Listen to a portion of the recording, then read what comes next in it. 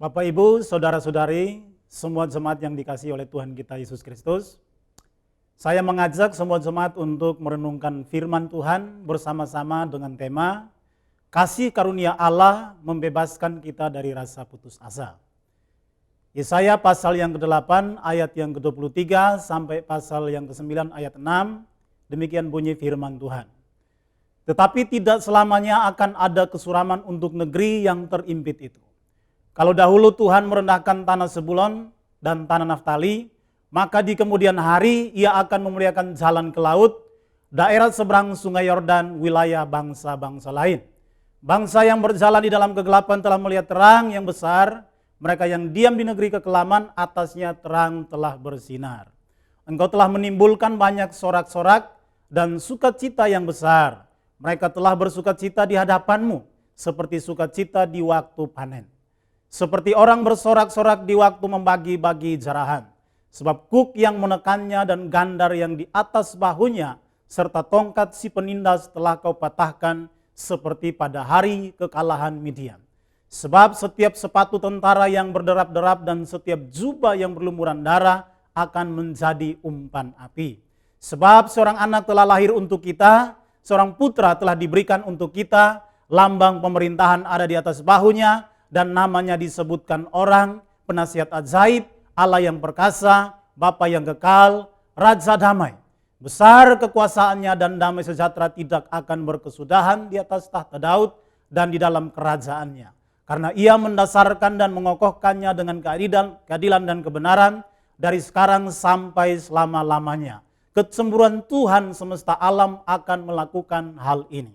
Bapak, Ibu, Saudara-saudari, semua jemaat yang dikasihi oleh Tuhan kita Yesus Kristus, rasa putus asa dapat menghinggapi siapa saja tanpa terkecuali. Orang Kristen yang paling sehat rohaninya pun dapat dihinggapi perasaan putus asa. Rasa putus asa tidak boleh menghancurkan harapan-harapan kita untuk hidup berkemenangan. Rasa putus asa dapat diubah menjadi pijakan untuk meraih kemenangan besar apabila kita berpegang kepada firman Tuhan.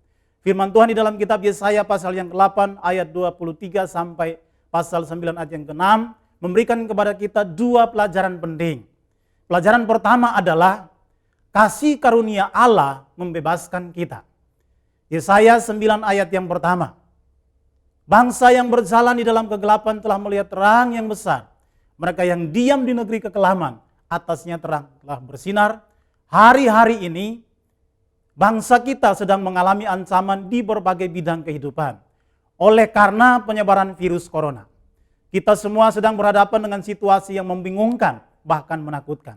Kita tidak dapat memastikan sampai kapan situasi ini akan menjadi normal kembali. Tetapi firman Tuhan berkata kepada kita semua, bahwa bangsa yang berjalan di dalam kegelapan telah melihat terang yang besar. Mereka yang diam di negeri kekelaman, atasnya terang telah bersinar. Yesus Kristus adalah terang yang bersinar, yang memancarkan pengharapan, yang memancarkan kehidupan, yang memancarkan kemenangan, yang memancarkan kelepasan, yang memancarkan kemerdekaan, yang memancarkan kesembuhan dan keamanan bagi kita semua. Itu sebabnya mari kita bersukacita karena kasih karunia-Nya yang bekerja di dalam kehidupan kita. Bapak, Ibu, Saudara-saudari, semua jemaat yang dikasihi Tuhan kita Yesus Kristus, pelajaran yang kedua adalah kasih karunia Allah memulihkan kita.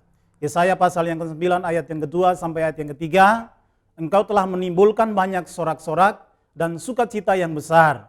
Mereka telah bersukacita di hadapanmu seperti sukacita di waktu panen. Seperti orang bersorak-sorak di waktu membagi-bagi jarahan.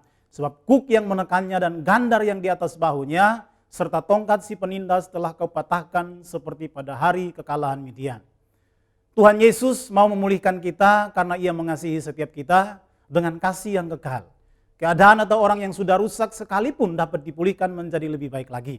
Orang yang menderita sakit penyakit yang sangat parah sekalipun, bahkan saat tim medis tidak mampu lagi untuk memberikan pertolongan, Tuhan masih sanggup untuk memulihkan kembali kesehatan orang yang sakit tersebut.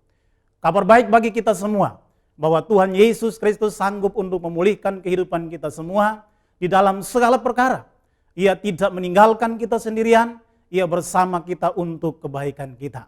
Mari bersandar penuh pada anugerah Tuhan kita Yesus Kristus. Amin.